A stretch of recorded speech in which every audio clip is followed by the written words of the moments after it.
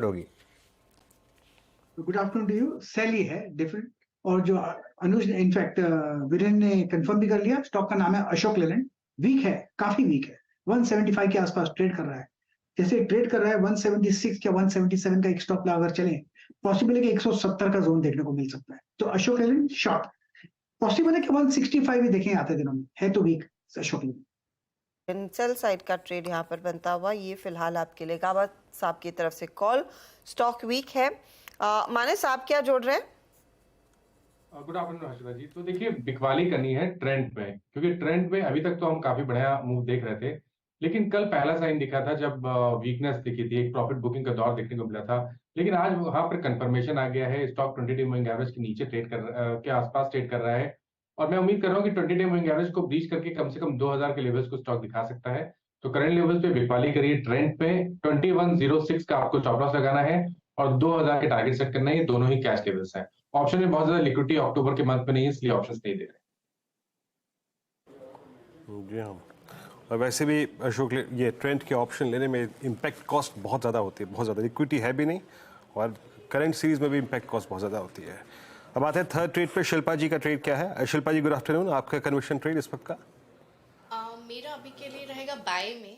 यहाँ पे मैं एक्सपेक्ट कर रही हूँ बिकॉज लास्ट एग्जैक्टली अगस्त के एक्सपायरी पे भी हम लोग ऐसे एक एमएस में थे जहाँ पे we were thinking that market एक बहुत ही खराब क्लोज की तरफ गया है, यहाँ से will see steep down side, but I just give it a benefit of doubt कि एक्सपायरी प्ले है बिकॉज ये 19500 के जोन्स पे सपोर्ट आना चाहिए।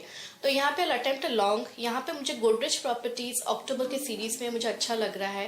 थोड़ा पोजिशनल ट्रेड भी आप ले सकते हैं। यहाँ पे 1500 पे सपोर्ट बहुत स्ट्रांग है, तो आप अभी भी बाय कर सकते हैं। और डिक्लाइंस पे अगर आपको मौका मिला आप एक बार एक लॉट आप एक ट्रांच आप ऐड कर सकते हैं।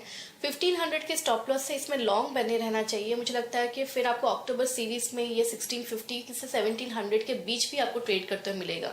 मूवमेंट बहुत स्ट्रांग रहता है, शार्प रहता है गोदरेज प्रॉपर्टीज में, so I will go for a long.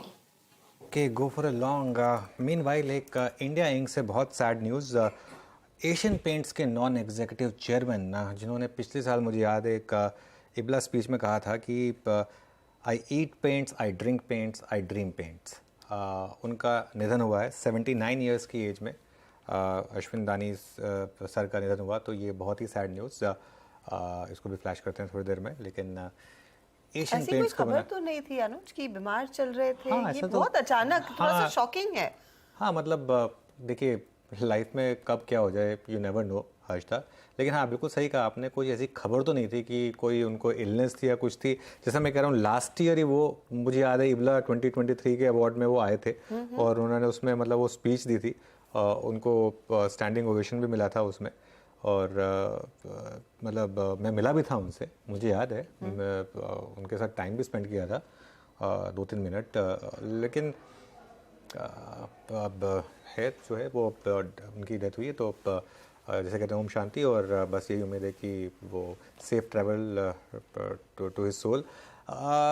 Asian Paints को जिस लेवल पर एशियन पेंट्स पहुंची, उसमें बहुत बड़ा हाथ था। ग्लोबल ले जाने में मेरे ख्याल में इन्हीं की का योगदान था, और एक बड़ा प्लेयर बनाने में इन्हीं की सबसे ज्यादा का भूमिका इम्पोर्टेंट थी। एब्सोल्युटली। और हम सब मतलब एक एशियन पेंट्स का वो लोगो, वो एशियन पेंट्स का एक एशियन पेंट्स के बारे में एक चीज़ है हर्षदा की, एक ऐसी कंपनी जिसने सबको खुश रखा, अपने एम्प्लॉयज़ को।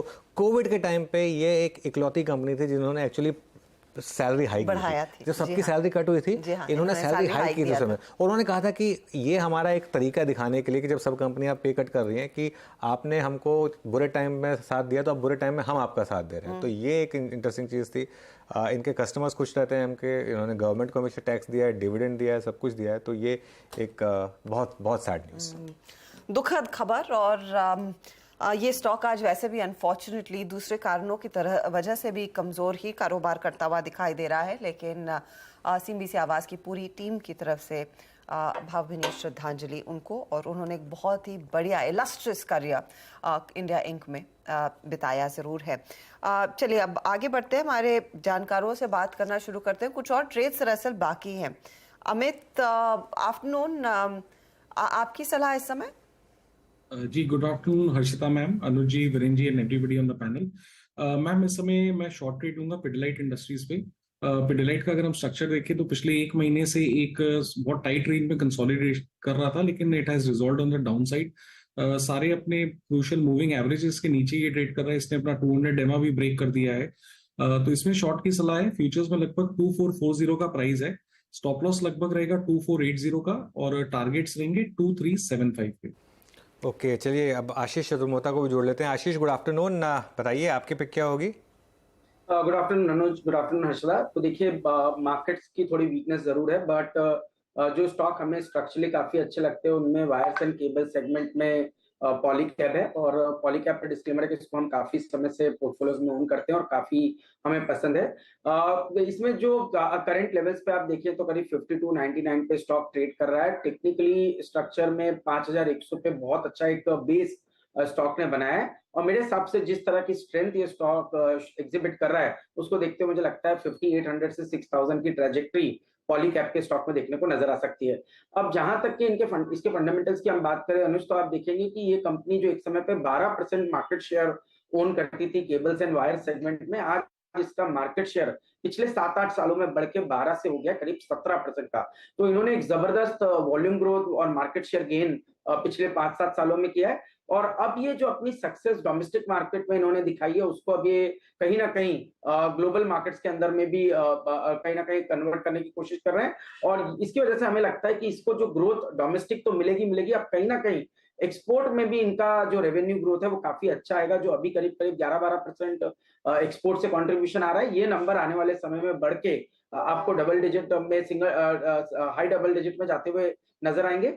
साथ ही साथ हमारा मानना है कि मार्जिन इनकी काफी इंप्रूव होगी और वॉल्यूम ग्रोथ करीब करीब 15 से 17% की बढ़ती हुई नजर आएगी। तो ओवरऑल हम मानते हैं कि जो अर्निंग ग्रोथ, ईपीएस ग्रोथ है वो आने वाले 3 सालों में हमें लगता है कंपनी कहीं ना कहीं एक जबरदस्त 20 से 25% का ईपीएस ग्रोथ दिखाएगा, जिसका रिफ्लेक्शन प्राइस बिहेवियर में आते हुए नजर आएगा। और देखिए, जितना वोलेटाइल मार्केट रहा है उसके बावजूद भी स्टॉक ने अपनी प्राइस स्टेबिलिटी को मेंटेन किया है। तो ये एक बहुत ही अच्छा कंफर्मेशन है इसके अप ट्रेंड के कंटिन्यूड रहने का।